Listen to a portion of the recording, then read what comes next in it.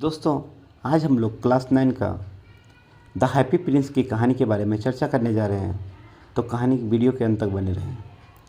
आइए, ये कहानी जैसा कि चैप्टर का नाम से ही पता चलता है, हैप्पी प्रिंस मीन्स ये सच में बहुत ही खुश राजकुमार था और अपना खुशी से ज़्यादा वो दूसरों का खुशी का ध्यान रखता था। आइए हम लोग कहानी की शुरुआत करते हैं।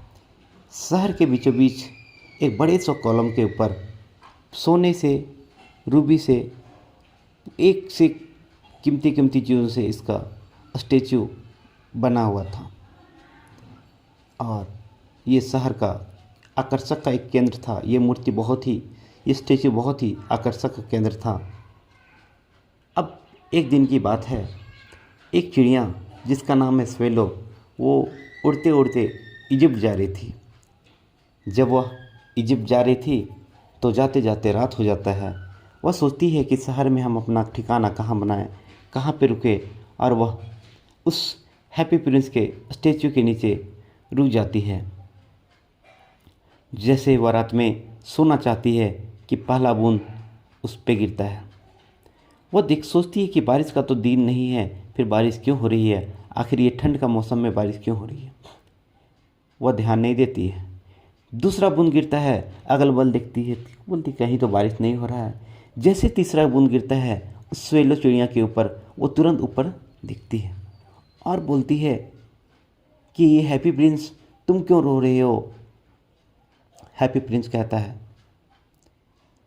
गांव की इस सिटी के उस गली में एक बुढ़िया का घर है जहाँ जिसका खिड़की खुला हुआ है।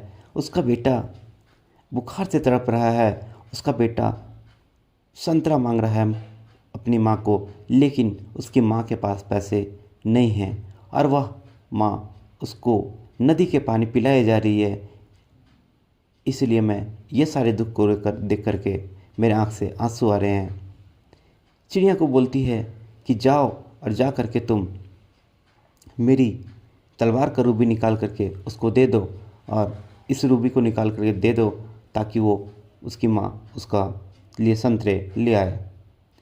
चिड़िया उसका बात मानती है और शहर के पार करके उस बुढ़िया के घर पहुंचती है और उस औरत को जा कर के उसका टेबल में रख लेती है ये रूबी, और बच्चे को हवा देने के लिए उसका पंख फड़फड़ाती है उसके कान के पास और फिर वापस आ जाती है और हैप्पी प्रिंस को जा कर के अपनी कहानी सुनाती है। चिड़िया कहती है कि अब आज हमको सोने दीजिए, मैं कल इजिप्ट चली जाऊंगी। बोला कि नहीं, एक रात और मेरे पास रुक जाओ। अब अगले दिन क्या होता है, फिर इसी तरह हैप्पी प्रिंस बोलता है कि एक शहर में एक प्लेराइट है जो नाटक को लिख रहा है, ड्रामा को लिख रहा है, प्ले को लिख रहा है, और उसका हाथ ठंड से टूट गया है और वो प्लेराइट नहीं लिख पा रहा है। इसलिए जाओ, उसके लिए जलावन का लकड़ी खरीदना है। इसीलिए तुम जाओ और मेरा एक आंख निकाल करके उस प्लेराइट को दे दो ताकि वह जलावन के लिए लकड़ी खरीद ले और अपना हाथ सेक ले। चिड़िया उसकी बात मानती है और उस प्लेराइट को उसका एक आंख जा करके दे देती है और प्लेराइट आराम से जलावन का लकड़ी खरीदता है और जलावन का लकड़ी खरीदने के बाद फिर वो अपना हाथ सेक करके प्ले को ख़त्म कर लेता है। फिर चिड़िया आती है इसके पास और बताती है। हैप्पी प्रिंस बहुत ही खुश होता है।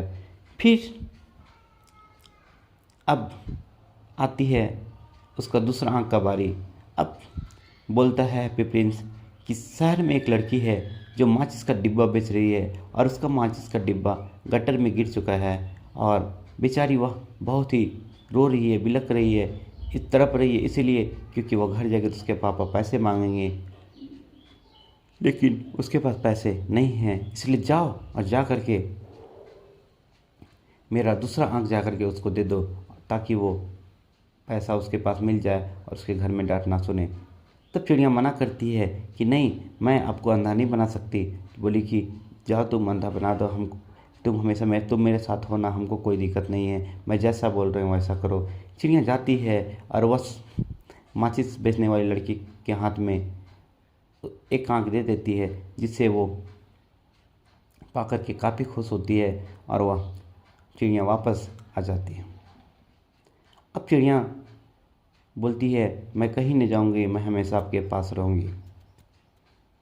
तब ये हैप्पी प्रिंस बोलता है, अब मुझे दिखाई नहीं देता, मैं कम्प्लीटली ब्लाइंड हो चुका हूँ, तुम जाओ अब हमको बताओ कि शहर में गरीब और अमीर लोग कैसे रह रहे हैं। चिड़िया उसका बात मानती है और देखती है, जा रही होती है शहर में, वह देख करके आती है और इसको राजा को, हैप्पी प्रिंस को बताती है कि जो गरीब लोग हैं वो अमीरों के गेट के बाहर में भीख मांग रहे हैं और अमीर लोग हैं वो सुंदर सुंदर घरों के में रह रहे हैं। यह सुनकर और बच्चे लोग हैं वो भूख से तड़प रहे हैं, भूख के लिए लड़ रहे हैं, खाने के लिए लड़ रहे हैं। यह सुनकर हैप्पी प्रिंस को बहुत ही दुख होता है। हैप्पी प्रिंस कहता है, जैसे पेड़ में बहुत सारे पत्ते होते हैं वैसे मेरे बॉडी में जितने सारे पार्ट्स हैं, सारे पार्ट्स को गरीबों को बीच बांट दो ताकि वे लोग खुश हो जाएं। चिड़िया उसका बात मानती है और उसका सारा, हैप्पी प्रिंस का सारा पार्ट, बॉडी पार्ट जो सोने का बना हुआ था, गरीबों में बांट देती है और सारे गरीब लोग खुश हो जाते हैं, सारे बच्चों लोग खुश हो जाते हैं। वह दोबारा वापस आती है इसके पास और बोलती है कि मेरे पास पूरा ताकत ख़त्म हो चुका है, अब मेरे पास ज़रा सा भी ताकत नहीं है, अब मैं जा रही हूँ। हैप्पी प्रिंस बोलता है, हमें बहुत ही खुशी हुई कि अब तुम जा रही हो, इजिप्ट जा रही हो। तो चिड़िया बोलती है, मैं कब बोली मैं इजिप्ट जा रही हूँ, मैं अब मरने जा रही हूँ, क्योंकि मृत्यु हमारा अब समय आ गया है और मृत्यु का समय आ गया है, हम यहाँ पे अब और ज़िंदा नहीं रह सकते। वह चिड़िया मरने ही जा रही थी, लेकिन वो एक बार पूछी कि एक बार क्या हम आपके हाथ में किस कर सकते हैं क्या। तो हैप्पी प्रिंस बोलता है, तुम मेरे हाथ में नहीं, तुम मेरे लिप में किस कर सकते हो, आई लव यू। और ये चिड़िया उसके लिप में किस करके उसका पैर के पास ही मर जाती है।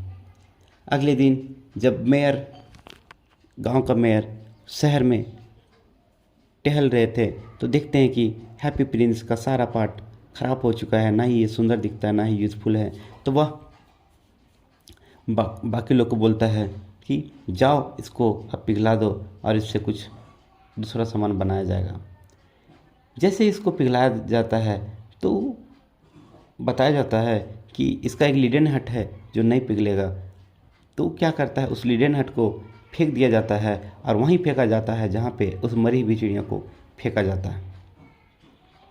और जब चिड़िया को देखते मेयर साहब तक बोलते हैं, शायद चिड़िया को पता नहीं है कि हैप्पी प्रिंस के पास ये स्टैचू है और उसके पास ये मर गई, इसको कहीं और मरना चाहिए था। लेकिन ये चिड़िया का डेड बॉडी, इस वेले का डेड बॉडी और राजा का लिडेन हट एक ही जगह फेंका जाता है। अब भगवान भेजते हैं एंजल को कि जाओ और शहर में 2 कीमती चीज़ को ले आओ। अब एंजल आती है और 2 कीमती चीज़ में एक चिड़िया और एक हैप्पी प्रिंस का लिडेन हट को लेते आती है। और जब भगवान इसको देखते हैं तो भगवान बोलते हैं, वाह, तुमने सच में ये 2 कीमती चीज़ को ले आया। अब ये चिड़िया मेरे पैराडाइज गार्डन में गाना गाएगी और हैप्पी प्रिंस उसका तारीफ़ करेगा। और ये कहानी हम लोग का यहीं ख़त्म है दोस्त।